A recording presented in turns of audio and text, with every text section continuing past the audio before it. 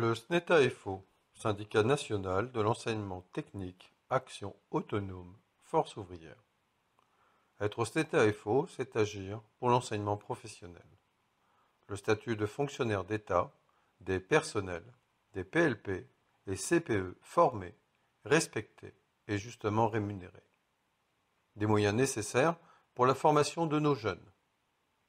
Des formations initiales, des diplômes nationaux, du CAP au BTS. Les sections d'enseignement spécialisées, les SECPA et les EREA. Une éducation qui reste nationale, la laïcité comme cheville ouvrière de l'école de la République. Être au SNETA-FO, c'est agir ensemble pour faire barrage à la régionalisation des diplômes, des formations, des personnels, l'arbitraire des rémunérations, PPCR, et gel du point d'indice annoncé. La gestion libérale de nos établissements, autonomie néfaste à tous. La dégradation du quotidien, de nos conditions de travail, mais également. En cette rentrée 2017, une grosse ombre au tableau, l'entrée en vigueur du PPCR, avec ses deux dimensions détestables. Une évolution des rémunérations en trompe-l'œil, toujours faiblarde, et une évaluation aux modalités confuses, plus que jamais soumise à l'arbitraire.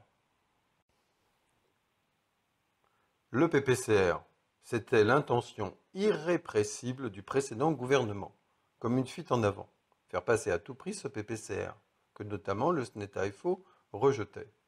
Donc, comme cadeau de départ, sont apparus les décrets du 5 mai 2017 et l'arrêté daté du même jour sur la mise en œuvre du rendez-vous de carrière.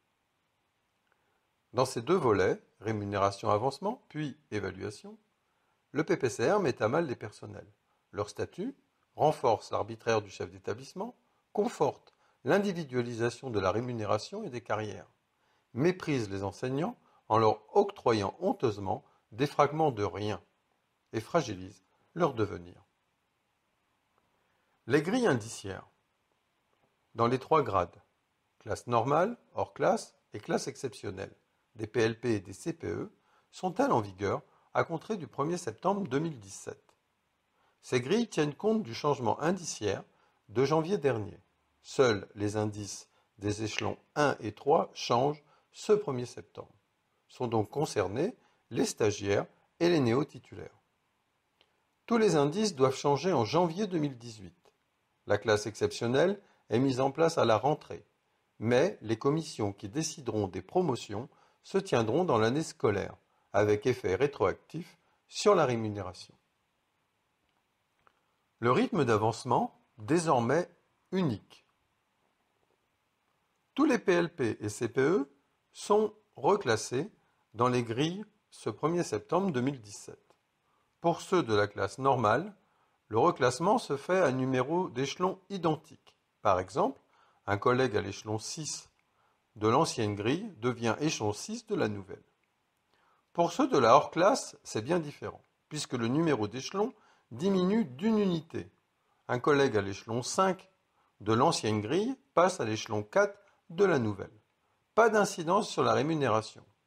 Peut-être pas sur la rémunération immédiate, certes, mais les collègues hors classe, actuellement au dernier échelon de leur grille, devront patienter pour atteindre le dernier échelon 7, puisque ce dernier ne devrait se mettre en place qu'en janvier 2020. Encore une belle peau de banane pour les PLP et les CPE, qui devaient d'ici là partir à la retraite. Pour tous les collègues, l'ancienneté acquise au 1er septembre 2017 est conservée, si celle-ci est supérieure à l'ancienneté dans l'échelon de la nouvelle grille. Il passe à l'échelon supérieur. Exemple, avec une ancienneté arrêtée au 1er septembre 2017. Dans un premier cas, une collègue à l'échelon 8 de la classe normale, avec 2 ans et 6 mois, sera reclassée à l'échelon 8 de la nouvelle grille. Elle patientera 1 an à l'échelon 9, car la durée de séjour dans ce nouvel échelon est de 3 ans et demi. Dans un deuxième cas, un collègue à l'échelon 3 de la hors-classe, avec 2 ans et 1 mois d'ancienneté, sera reclassé à l'échelon 2 de la nouvelle grille. Mais, comme son ancienneté est supérieure à celle de la grille, 2 ans, il sera reclassé à l'échelon 3 de la nouvelle grille, avec une ancienneté nulle. L'évaluation.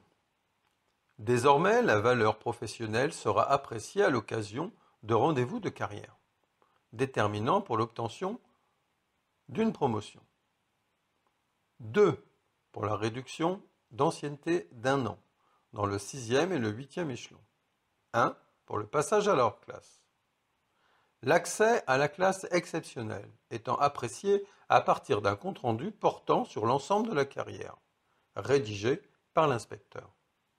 Les rendez-vous de carrière se composent d'une part d'une inspection pédagogique suivie d'un entretien avec l'inspecteur et d'autre part d'un entretien avec le chef d'établissement. Chaque rendez-vous donne lieu à l'établissement d'un compte-rendu où une grille doit être complétée soit par l'un, soit par l'autre, soit par les deux. Cette grille doit apprécier par niveau, à consolider, satisfaisant, très satisfaisant, excellent. La manière de servir du PLP ou du CPE selon des compétences directement inspirées du référentiel des métiers de l'enseignement et de l'éducation de 2013.